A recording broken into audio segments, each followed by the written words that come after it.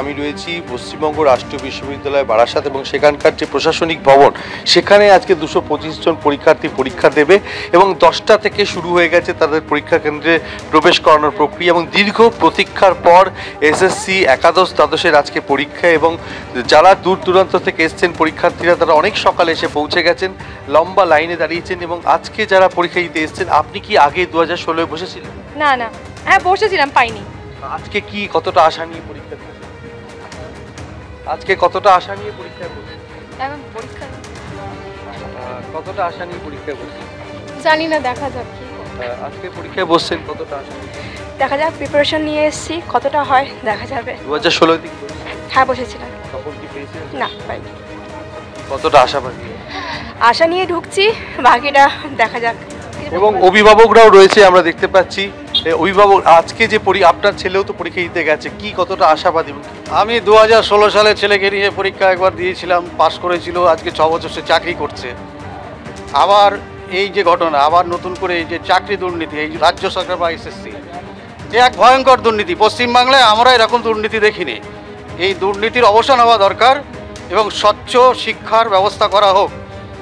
আজকে 16 সালে আমি এসেছি, আবার নতুন করে আবার ছেলের পরীক্ষার জন্য আবার আমার আসতে হলো। এ দুর্ভাগ্য আমাদের। দেখো, ছবি দেখাচ্ছে শান্তনু দত্ত ক্যামেরাম্যান, যে একেবারে কড়া নিরাপত্তার মাধ্যমে পরীক্ষার্থীদের পরীক্ষা কেন্দ্রের ভেতরে প্রবেশ করা হচ্ছে এবং যারা অভিভাবকরা আছেন তারাও যথেষ্ট আশা হারিয়ে ফেলেছেন।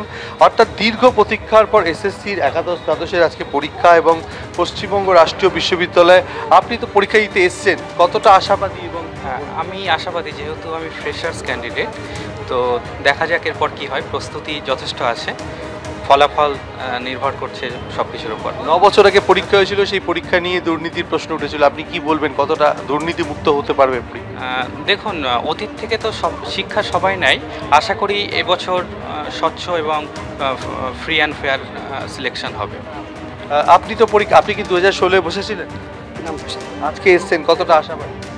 আছি মোটামুটি আছে। অর্থাৎ তুমি দেখতে পেলে যে অভিভাবক থেকে শুরু করে যারা পরীক্ষার্থী প্রত্যেকেই আশাবাদী, কিন্তু তাদের মনের মধ্যে একটা সংশয় থেকে গেছে। যেভাবে 2016 যে পরীক্ষা পদ্ধতিতে দুর্নীতির বিষয়টি সামনে এসেছিল, তাই প্রত্যেকে চাইছে যে স্বচ্ছভাবে পরীক্ষা হোক, আর সেই আশা নিয়ে তারা এই মুহূর্তে পরীক্ষার কেন্দ্রে প্রবেশ করছেন। এবারে কি আপনি প্রথম দিচ্ছেন না আগে দিয়েছেন? না, আগে দিয়েছি। কত সালে? 2012 দিয়েছি, 16 দিয়েছি। 2012 বা 16তে কিছু হয়েছিল?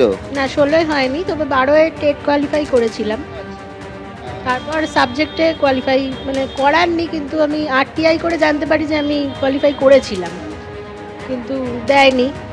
এবারে কি মনে হচ্ছে পরীক্ষা ফেয়ার হবে? মানে ভাবছি তো, তাই আশা আছে। তাই আপনি কি फ्रेशर्स নাকি आगे दिए? I don't know Bengal. Okay, कहाँ से आ रहे हैं आप? कोडरमा, झारखंड। झारखंड। क्या नाम है आपका? दयावती। कौन सा सब्जेक्ट? इकोनॉमिक्स। तो आप झारखंड से इधर आए कि ये पीजीटी टीजीटी दूसरा स्टेट में भी दिए हैं? हाँ, दूसरा स्टेट में दिए। झारखंड में, झारखंड, बिहार। इधर क्या वैकेंसी नहीं है अभी? अभी तो नहीं है फिलहाल। इसीलिए इधर? हाँ।